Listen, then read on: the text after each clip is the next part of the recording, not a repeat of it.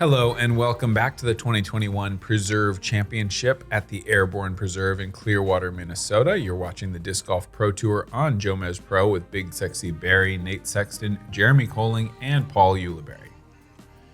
The front nine was a bit slower than we might have imagined. Gannon Buhr taking the only bogey of the card on the 1,500-foot par 5. 3 under, 3 under, 3 under, and a 4 under is going to be 3 back of Ricky Wysocki's pace, 7 under, a blistering start out here at the lengthened and more challenging preserve track.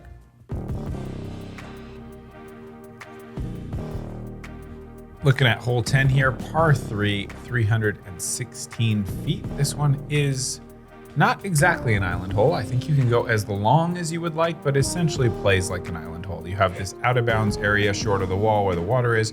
You have the path on the right that if you push too far right and go OB, you're going to play from a drop zone, which is actually really tough. You're only going to advance, 50 feet? Something like that. Yeah, you go to the FBOT pad. Kyle keeping that wide. Perfect. Playing the swing and getting the distance pretty much perfect. That'll be a park job for Kyle, so he will move to 5 under.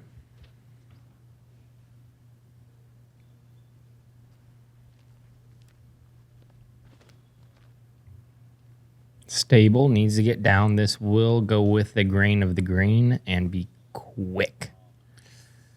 I think he's safe. Yes, he's just long enough to be safe. Not happy with that result.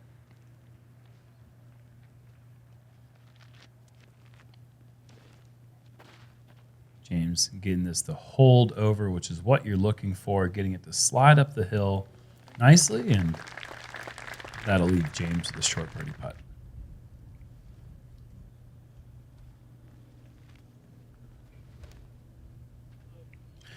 Gannon's going to be joining Simon or progressing to the FBOT. No, he's got enough flatness. Okay, so that's going to be just fine. And he's been nailing those on the front nine. See if he can keep that hot putter hot. Simon not necessarily having the hot putter right now. He's missed many opportunities to shoot very low in the front nine. Yeah, I'd say so. Great shot.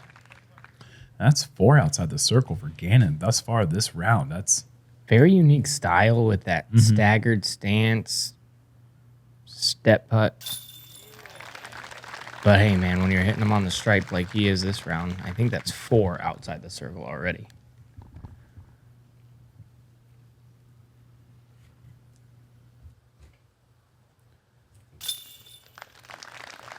And Kyle making that slightly interesting there, just getting it over the rim and in. But that birdie does bring him to 5 under, that's a good start. I think 5 to 6 is kind of what you're circling on the front nine, because you need to get around that double digit under par if you want to be competitive for this tournament. It's not necessarily the hardest course when the wind is down, and the wind is pretty much down right now. Hole 11 is really long, par 3, 525. Roller is a common play here. There's also kind of a backhand turnover that needs to fade back. There's a gap on the right. A little too far for anybody's forehand, I think, but maybe we might see that this weekend. Here is a roller. I love that angle. I just love it. It does look really good. This dude understands angles. That's going to roll up just short of the circle, but that's a pretty good illustration of what a good-looking shot will get you, still not in the circle.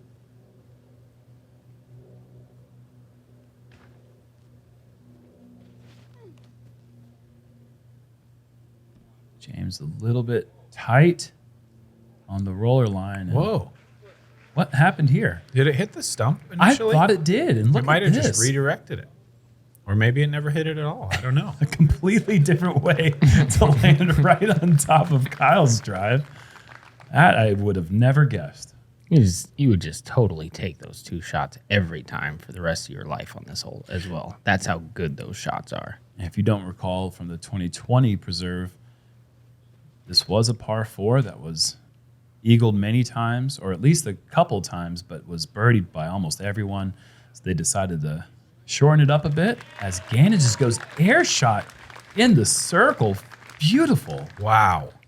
Displaying his power and accuracy. But this ends up being a much better scoring separation par 3.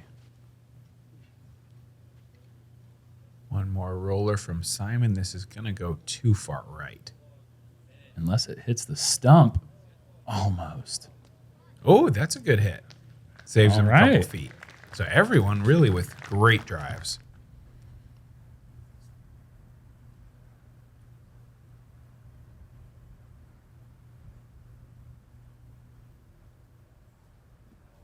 His fingers need to calm down on the bottom of that disc. I was thinking that too. There's a lot of stuff happening there.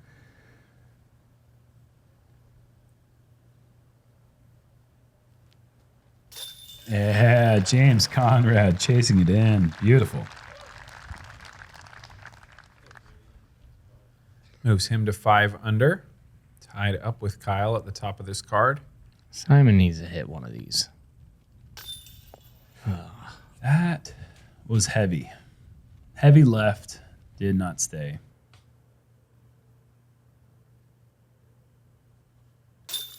And Gannon Buhr in the heart. A beautiful birdie with the air shot. That is a rare occurrence there.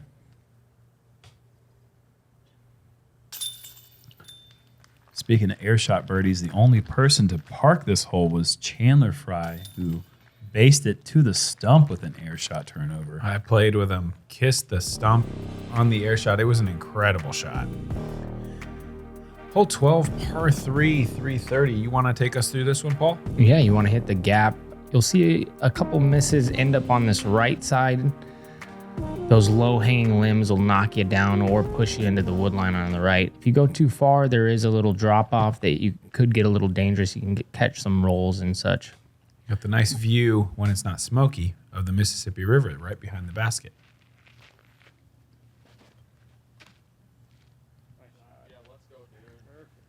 For somebody like just James, though, it's just easiest that hole in the easy. Yeah. world. Yeah. It's just the easiest Lunch hole meat. in the world. It is not an easy hole in the world. Just he just makes it look too easy. It's just that fairway could not be any bigger for Conrad.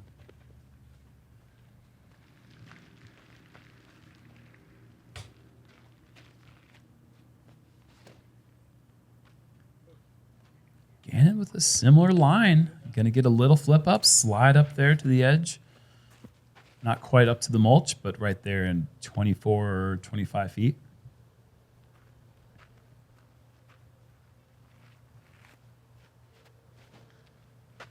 Too much hyzer and a little kiss off the tree and another one.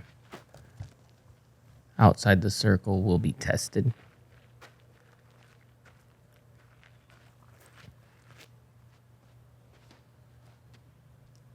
Skip and it will be good. Oh, hitting the rocks. That is a bunker that is all too often hit there. It's not quite, you can barely see the outside edges of those leaves hanging out in the fairway, but ends up hitting a lot of drives. And that can get quick back there. Looked like he had enough touch to slow down.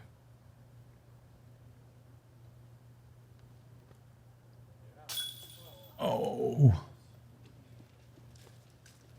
Just barely off for Kyle.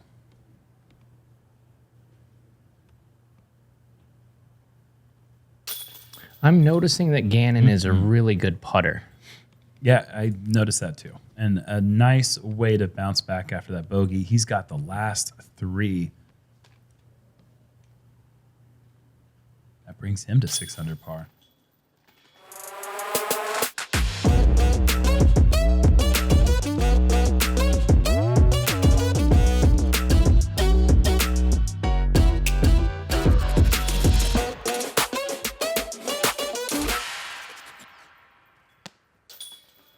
And James will match Gannon at 6 under par as well.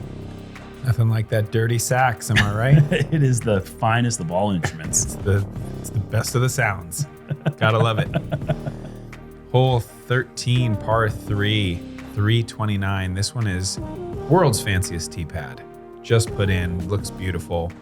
It's just a low ceiling shot, turning slightly right. A little bit easier for the forehand, I think, but very doable for the backhand turnover as well. Just kind of got to duck under those limbs. Yeah, that's Wow. James Conrad putting on a little bit of a clinic on the accuracy department right now. Yeah, he just flies right over Conrad country going to his vacation home in Park City. And if you guys like UDISC out there, the guy behind UDISC is the guy behind this tee pad here. He's good at the things he does. With the backhand, though, it does tempt you to go high to get the turn. If you miss the height, you see what will happen. Kyle wow. with the ace run. That is the perfect amount of width and touch that you want on this forehand. You're always going to get that skip jump. You got to play it out there a little bit wider than you might think. Look at this, Simon's Hurry game. up and get overstable. There it goes, but is it too late? There's a bit. No, it's working pretty well. Yeah. Even that shot looked so wide, it crept its way right back into the circle. And good to see Simon starting to feel comfortable going to the flick off the tee and not just out of position. I wouldn't be surprised if Gannon went sidearm off the tee He next round. sawed this off. But he's okay. That's a steep slope right there. If that goes another 3-4 feet, could be a different story. I think he'll be fine. Simon not feeling it right now. He is just in a different place as far as his putting goes. James isn't. He's locked in. 7 under. Under 4 in a row. Legs up with a martini and a pair of sunglasses.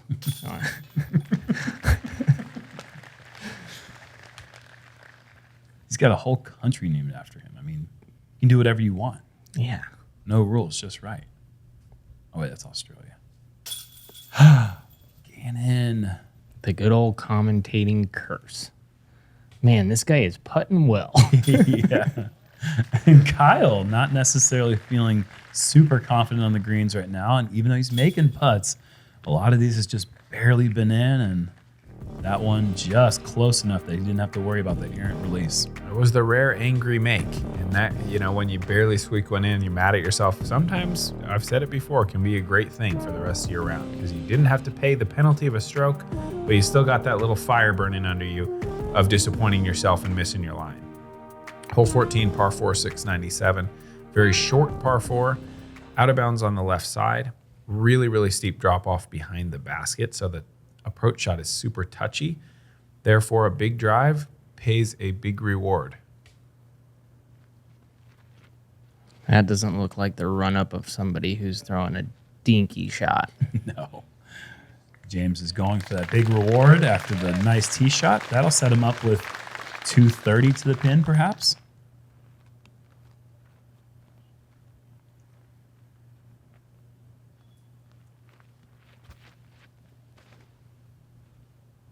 Turning quickly, but fading back. Wow. Yep. Great stability. And that was James' disc that he just went ripping past. So that'll be even shorter for Kyle.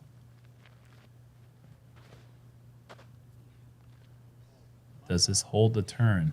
Oh, this is I don't in think so. danger of out of bounds. Needs to stay out of that path. Oh, it nearly tried to crawl its way back in. He's out of bounds. He's well up the fairway. Could still save par.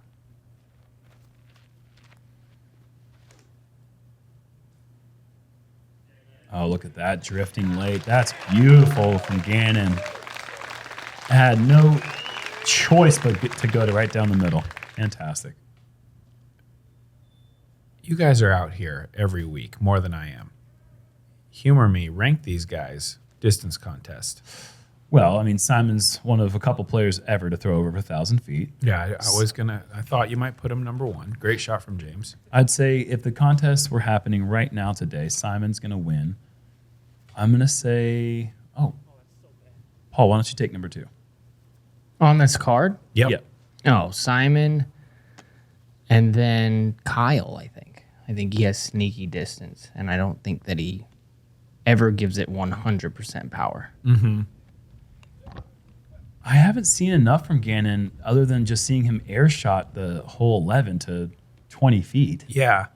Yeah, that's kind of maybe you guys are really in the same boat as I am. Yeah. I was thinking, I don't really know Kyle's game that well. I don't know Gannon's game that well. Kyle crushes. But they all I can tell obviously all of them. I already knew that. All these guys crush, but hard to tell sometimes, who is really capable of going 600 plus on the course. Oh no. Man. A beautiful delivery, and that's going to get the Jomez. Yeah, how center is this thing? Pretty center. Yeah, that's an unfortunate break. Prodigy Basket normally catches that.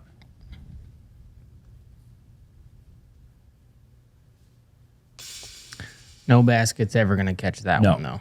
Nope, that one's too low. Simon's putting woes continue.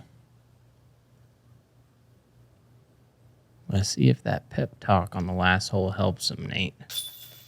Yeah. That is a scary putt, folks. There is nothing but just downslope behind that, and it just feels so exposed. That hillside really feels like it draws more wind than anywhere else. And James just creeps that one over the rim. But a very impressive putt from Kyle, and that will be a bogey for Simon and a really unfortunate par there for Gannon. Hole 15, par 4, 738 feet. This one's through a tight gap and then flattening out all the way to the basket. You'd like to get over that initial rise with your biggest shot, get way out there with some turn.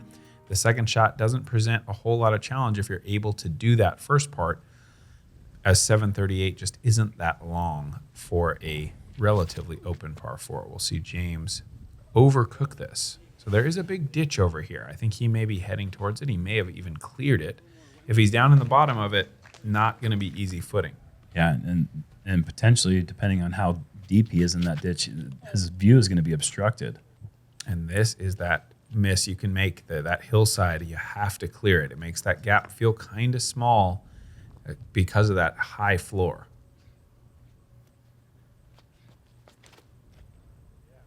Yeah, I think Gannon's going to show us how to do it right there. Nice little nose up, get a little bit of turn on it. Predictable fade, 430 to 450 down the middle. That's going to give him the two options, though. He can go left side sidearm into the hillside or right side hyzer. So Simon, beautiful rip there. 497 feet, 71 mile an hour release. doable from here, but he's got to get all of it, and I'm not sure with that footing it's going to happen. No. This coming down the stretch is one of those holes you really you got to pick up this one. This is just really comes down to a good tee shot, and we only saw 2 of those off the tee. James, though, not necessarily in the best position, but still able to get up and down. But he's going to have to work hard for it now. You see the slope of the green. It's such a difficult backhand in from the angle he's at. He has to throw that turnover just to make sure it doesn't skip away on him, and he ends up overdoing that in this case. Okay. This is nice control. That's what you get for being way down the fairway. He can come in a little slower. Good speed, good angle for Gannon. Simon's just looking to have a close one right now. He needs a park job, and he is giving it to himself. Yeah, that's perfect. You see the Anheuser out of the hand. That's done on purpose to make sure that he doesn't skip down that hill. Well, that's not done yet, though. He did sneak a little past You're right about about that. 20, 25 feet. Yeah, that grass is very short, very dry, very slidey. This is, if he's going to try to make this, it's dangerous. Of course, he's going to try to make it. Well, it's dangerous. It is. I don't know if I've ever seen James Conrad not run a putt. Well, when you make these, Yeah, then you can run those putts. cookies. That'll end James' birdie streak at 5. And that'll start Simon's birdie streak at 1.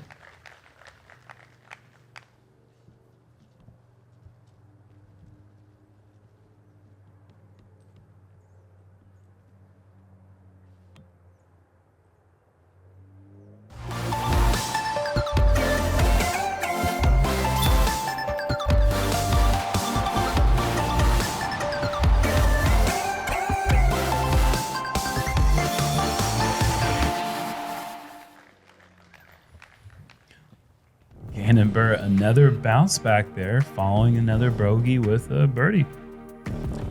Hole 16, par 3, 374 feet. This one would be easy, save for this little mound that the basket is on. It's still fairly easy, but you have a couple trees to contend with. The really tricky thing is, though, you want to bring in that hyzer and you get a lot of rollaways or skipaways depending on where you hit on that mound. I think the best shot is probably to hit right of it and sort of skip your way up it, unless maybe you could throw so high that you... Helicopter. See, there's the skip away, though. He hits a little too high. He's still got a decent look. I think people overthink this. I think a low hyzer that skips into the hill, Yes. you can land in a 50-foot radius and get the same result. Yes. Yeah. But I think these guys want the highlight. You know, they like that ESPN moment. And so Simon came into the hill with that hyzer. He's not going to get the skip up the hill. I think the low skipper that Paul's talking about that gets you to get a little bit of rise up the hill at the end of the flight. That's what you're looking for. This might have it. Well, no, this is going to hit the hillside, and then it's, who knows? Oh, that's a fortunate. nice kiss. Yep. Yeah.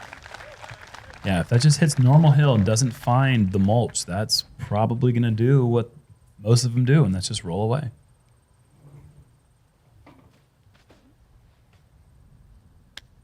And again, playing with that hillside is... Oh, gosh, yeah. So hard. That's like a postage stamp from that distance. a bit lucky, in my opinion, to not get the skip right there. Or any action, because any action results in roll. Gannon slings them in there. He's got long levers, and he just rockets them in the basket. Simon's going to have to reevaluate the putting green after this round. Simon needs to reevaluate the putting green after this round. James. I don't think he needs to reevaluate things. He just missed the putt. James needs to reevaluate Simon's putting after the round. Maybe. You might be right. You might be right. Hole 17, par 3, 243, right down the hallway to the elevated basket. There's OB water long and right. Unlikely to come into play, though, as you don't really want to ace run this thing. It's way up high. You just want to throw something low, hit the gap, and take your birdie. Such a pretty hole. I feel like you need to be just riding a horse right through it, you know? Just trotting along. I agree. That's what I usually think, too. Well, we think the similar things, I guess. Yeah, like about Simon's putting like 30 seconds ago. I couldn't come up with anything. I had to spit something else. I can't not talk. Oh, no. Surprisingly, this is like middle difficulty, even on the harder side. It's 243 feet down a fairly generously wide gap. It's not something you'd think would trouble these guys after seeing them average 2.4 whatever on the 408-foot par 3 earlier on the course. That is crazy. This is significantly harder than the 400-foot water carry. A third of a stroke harder, in fact. I mean, that's pretty bizarre. Oh. Kyle's going to reevaluate his putter after the round. Probably the one he drove with, and it maybe took a little bit of damage off those trees. It's not Taco Tuesday, but he is going to go with the same disc. And it seems to fly pretty good still.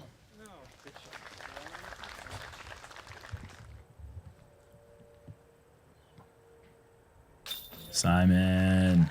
There it is. He says reevaluate this. Koling. Simon's going to reevaluate this. I'm sorry. Here's Gannon. Let's see if he can keep that hot putt. Oh, jeez. Calm down. Be nice. Yeah, he's Those baskets are made of metal, but they're with hot fire like that, you could melt it in a heartbeat. Slings them in there, doesn't he?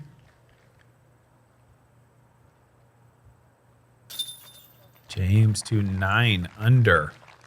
Okay, now he's sneaking up into contention. If you can get past the 8 under, 9 under into the double digits, like you said on the front 9, then you're in contention. You're going to have to go double digits every single round in order to have a chance at this title. And we're looking at the easiest hole on the course in the 18th. Par 5, but just 942. 2 different water carries. A little bit of a tricky green with this bunker just short. But for big distance throwers, you're thinking eagle on this hole. You'd like to keep it a little bit right of center to allow yourself a good angle on the second shot to clear that second lake. What is the world coming to? Easiest hole on the course. 400-foot water carry. Yeah. OB left. Well, then do it again. It's the easiest hole in the course because it's the softest par 5 you're going to play. This is a hole that, it only takes 450 to have a 42-foot putt. And that's not that far for these guys.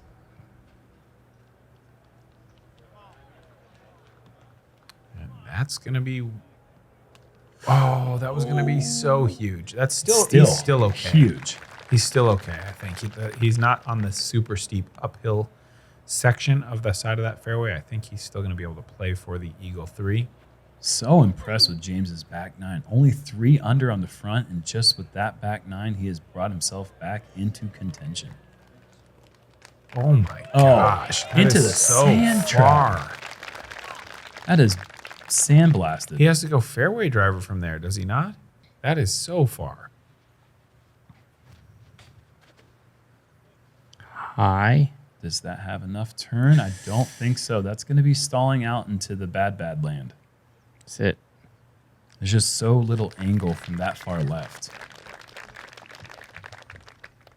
He might be short enough that he can hyzer around those trees, but those trees really cut off the angle to get the distance you need. And he's going to have to actually go and hyzer around them.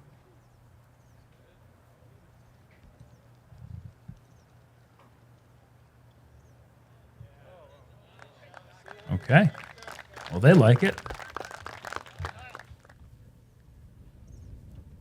Tough run up here. It doesn't look like much, but to get a run up with any momentum is extremely difficult. And yeah, force Simon to just kind of throw it straight up in the air. Yeah, is that a layup? No way it's a layup, but it might be short. It is. Oh, it's a layup to out of bounds. And the woes continue for Simon. But these drives for Gannon and James Conrad are absolutely enormous. I think I'm taking Gannon over James in the distance contest. I can't do that. But you're allowed to pick your person, you know? You just hate James. It's clear. Always has. And that's not even a problem. You know, if that's how you feel, that's how you have felt, and that's okay. He knows it, you know it, you're at peace with it. We don't need to talk about it anymore. Fantastic. Oh, a little wide. Okay, he's been stressed on the putt already. That's it. A potentially stressful putt remaining. It looked like the wind was kind of even blowing into his face. And that's kind of what I was getting at. Yeah. You understand me, Jerm. The rest of the world might not. No.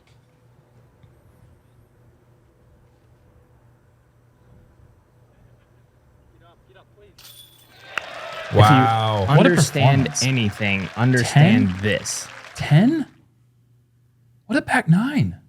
Gannon is a player. He's a shredder. He just shot 7 down in the back 9 with a bogey. And the putting was elite. With a spit out. Let's just go ahead and say that too. The only par he got on the back 9, he did everything he needed to get the birdie.